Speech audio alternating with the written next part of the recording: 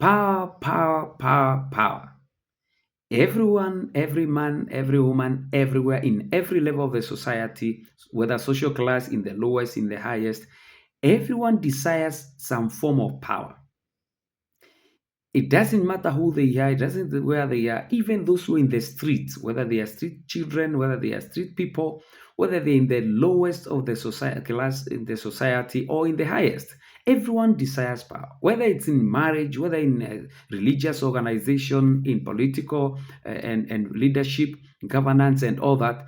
Everywhere people desire power.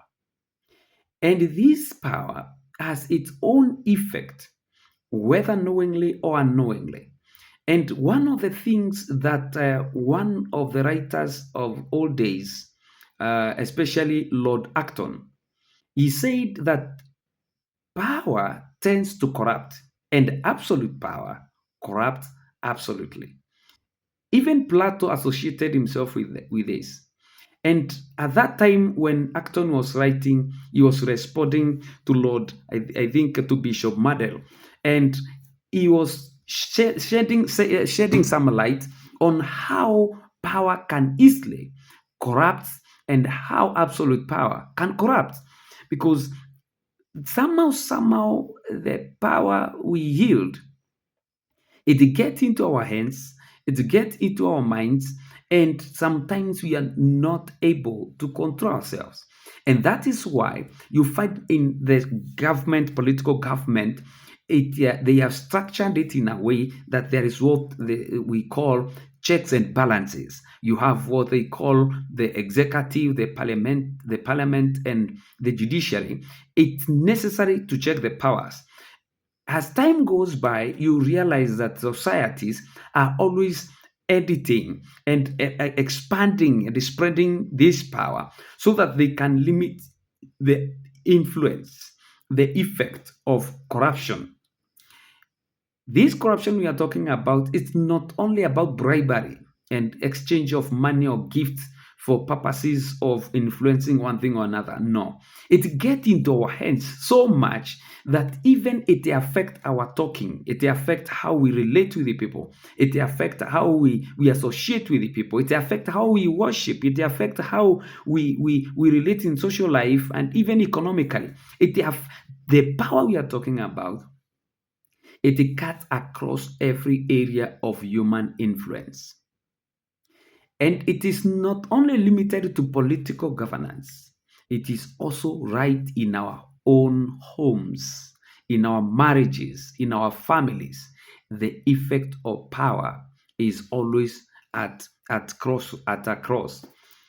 What I want us to understand today is the influences, the effect of power can easily corrupt how we behave, how we live, how we run our lives.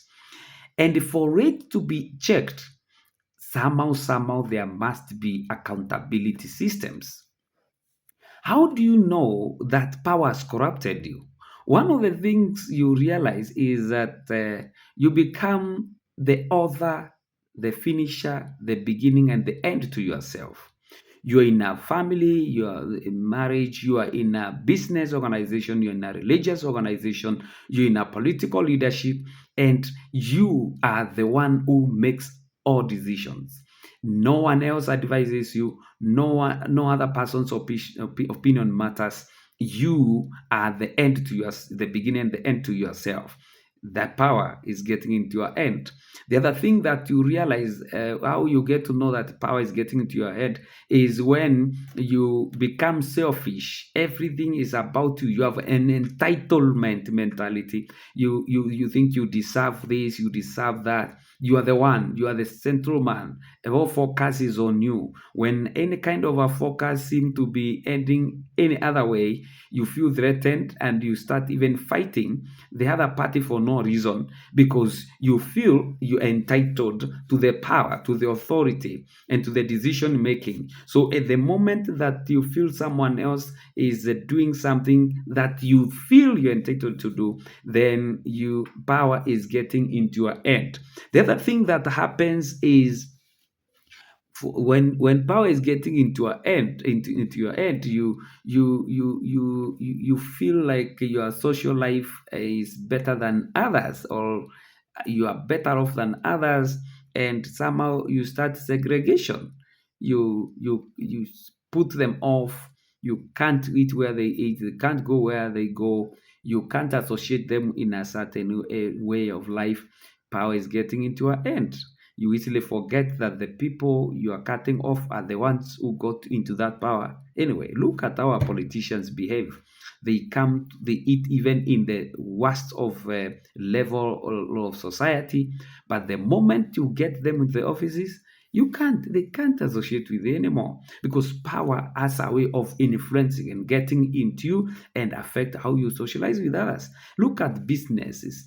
You get into business, and once you have broken even, you begin behaving in a manner like you didn't begin somewhere. The same goes to religious leaders, and that manifestation of power is getting into your head.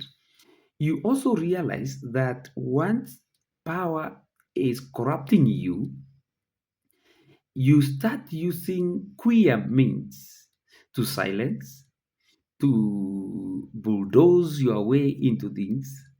It's your way or no any other way. You silence people. You try to make them feel like they are lesser than you.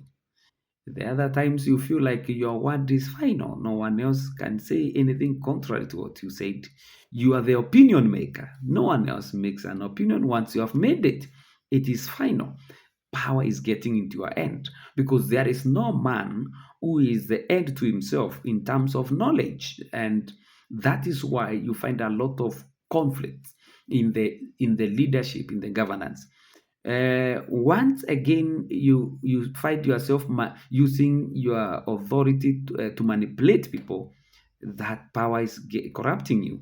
That's why you find, whether in marriage, the one who has money and resources manipulates his way or her way into things in marriage.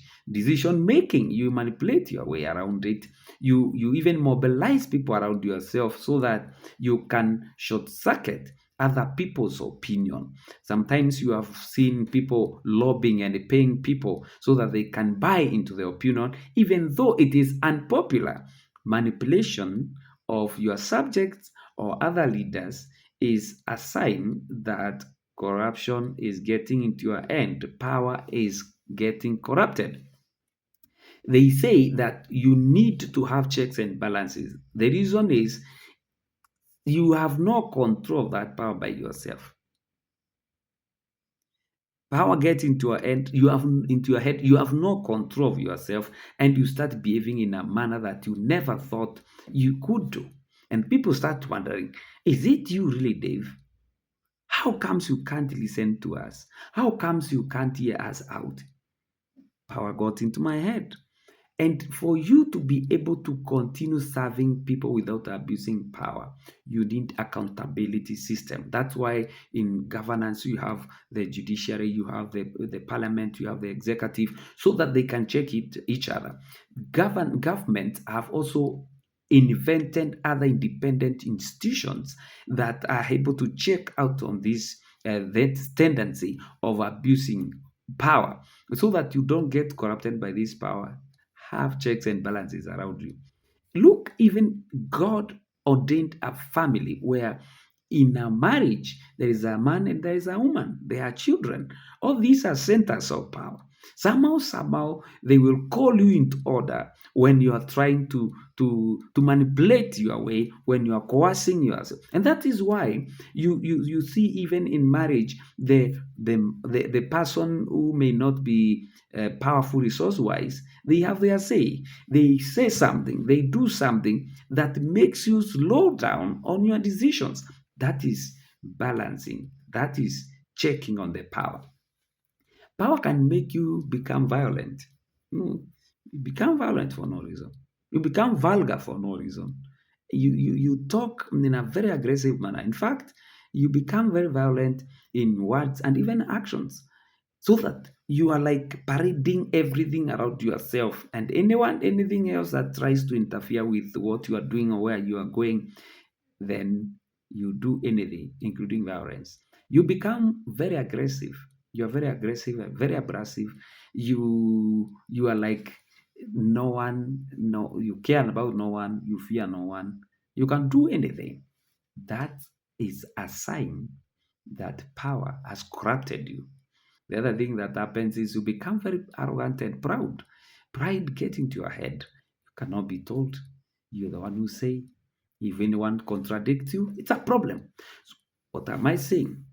Be careful of the position of authority and the power you hold, because it can easily corrupt you. It can easily make you fall short of the purpose for which you got into that position in the first place. That's why people abuse their spouses. That's why people abuse their children, because they yield a position of power. And if that power is not checked, ask yourself, why do we have laws? It's because people have a tendency of absolutely abusing power. That's why we have laws to check on, to ensure that children are safe from powerful fathers and powerful mothers. That's why there is law protecting powerful husbands, protecting powerful wives from powerful wives from powerful husbands, or protecting husbands from powerful wives. Otherwise, if there is no safeguards, people have a tendency of abusing power. And that is why Acton said power has a tendency of corrupting once it is not checked. And absolute power corrupts absolutely. Power can corrupt you. Be careful of the position you hold. Be very careful. Have checks and balances. Have people who can call you to order, and or sometimes who can advise you. Listen to them. They will help you to restrain from abusing power. And that is how we are able to represent the society, our businesses, and our families, and the government. Remember, power tends to corrupt, and absolute power corrupts absolutely.